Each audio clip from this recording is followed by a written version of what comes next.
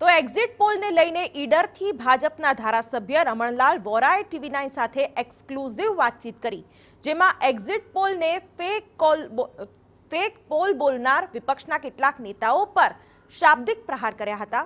સાથે તેઓએ સતત ત્રીજી વાર નરેન્દ્ર મોદી વડાપ્રધાન પદના શપથ લેશે તેવો દાવો પણ કર્યો. એક્ઝિટ પોલના કારણે પણ જેના વિરુદ્ધમાં જતું હોય બધા ફેક કે મીડિયાને પણ ગાળો દે, નરેન્દ્રભાઈને પણ બોલે, ભારતીય જનતા પાર્ટીના બોલે.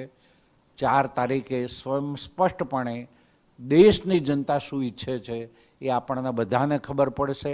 પરંતુ હાલ તો જે વર્તારો જણાય છે, પવનની જે દિશા છે એ પવનની દિશા પ્રમાણે નરેન્દ્રભાઈ મોદી ત્રીજી વખત દેશના વડાપ્રધાન તરીકે જઈ રહ્યા છે, એમાં કોઈ શંકાને સ્થાન નથી.